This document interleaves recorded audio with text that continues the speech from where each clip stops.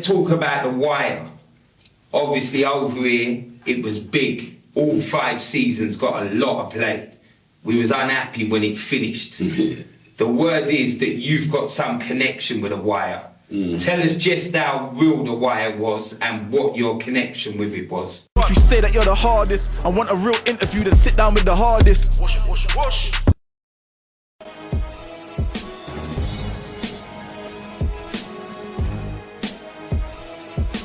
One, it was the realest, and when I say real, I mean the most accurate depiction of the reality of what it was like to be in Baltimore in that time in the streets. I know that because I was in Baltimore in that time in the streets.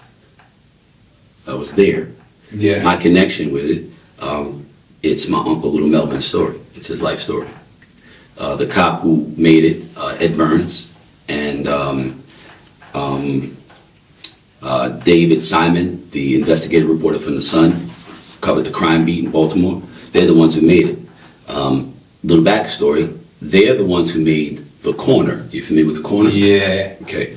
The Corner That was the other side. Yeah, The Corner was about Monroe and Fayette. That was one of my blocks on the west side. That story is about my crew.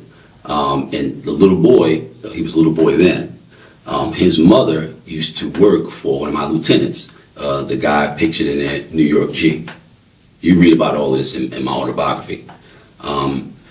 I remember when they came to the hood, Ed Burns and David Simon, to do the research on the show, for the miniseries.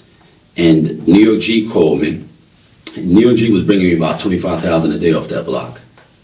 And he called me and said, yo, it's 2 white guys in the shooting gallery. I said, what are they doing? He said, they ain't getting high. I said, well, what are they doing? He said, they're in there talking to the dope fiends. I said, okay, you see any police around? Did y'all do a survey? Y'all went around the hood and all? He said, yeah, ain't no cops around, no cars around. They're not lined up nowhere. I said, okay. So he said, what you want to do? I said, keep the eye on them and keep rolling. They can get to the money. What you talking about? Get the money. Watch them, get the money. They're in the shooting gallery. You on the street. They can't see what the fuck you're doing from in there. And they obviously aren't interested in being clandestine because you see them. It's the ones you don't see that you need to be concerned about. And these guys, once they did, shout out to Charles Dutton, he's the producer. Once they did that, it gave them the opportunity to do The Wire. And I know that because they told me. Shout out Ed and Dave. And they used, Ed told me that they used my uncle's story as the basis for this thing because of his position in the overall underworld system in Baltimore, which was that he was the most powerful. This is me quoting Ed Burns, verbatim. Your uncle was the most powerful gangster in the history of Baltimore City. And I regret having arrested him. I said, why? He said, because as soon as I took him off the street, the murder rate, he was a homicide detective, Ed Burns. He'd become part of the first federal and state task force in Maryland.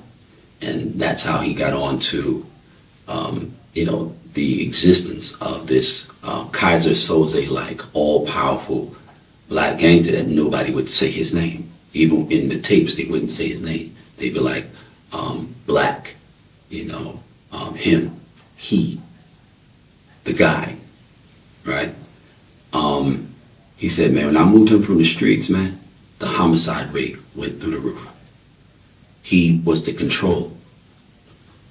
Because he was hitting all the guys that were hitting all the kids, the young guys that was getting the money.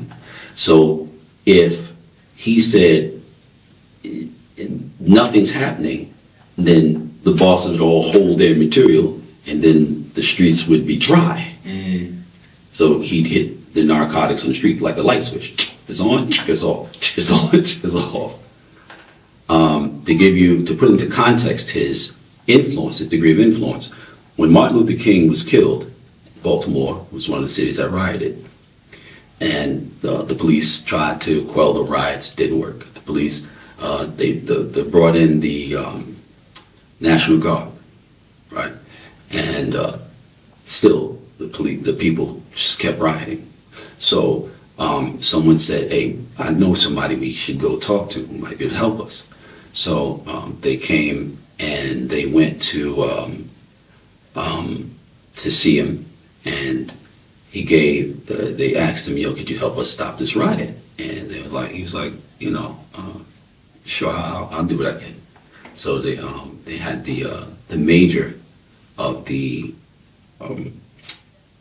National Guard, and he said, all right, here's a vest and a bullhorn. He said, no, give him the vest, give me the bullhorn. And he went out in the streets and he said, hey, look, everybody, these people out here, they got these guns. They're about to give them the order to let them start shooting and killing our people, man. I want y'all to go home. We're gonna handle this a different way. And the riot stopped. So they were very thankful and appreciative of him for that. Mm-hmm. But then they went and they sat down and they thought to themselves, he just stopped a riot. If he could stop a riot, he could start a riot. We gotta get this thing off the street. At the time, he was a very wealthy gambler. Cards, dice, pool, unbeatable, taught by the best. All of this is in his book, Fruit of a Forbidden Tree. He wasn't a drug dealer. Filthy rich, wasn't a drug dealer. So they sent this dirty cop to go and set him up. So he pulled him over on Pennsylvania, popular strip, back then, very, very popular strip. And the guy reached in his pocket, and he had all the accoutrements now of a big-time drug dealer, cars and all that kind of shit, whatever, but he wasn't a drug dealer. He reached in his pocket, and he pulls out 12 pills of heroin. So you mean to tell me you think that this big rich guy, this big drug dealer is walking around with 12 pills of heroin in his own pocket? Why? For what reason would he be doing that? So, they went on about the process of railroading him. And they railroaded him. And his godfather was Meyer Lansky's partner, a guy named Salzman, old Jewish dude, ran all of the gambling and numbers on the East Coast, all of it. And because of that connection, even though he got convicted, he got out in like a year or so later. But while he was in there, he's like, so you're gonna make me a drug dealer? Okay. I'm gonna be the biggest drug dealer you ever seen.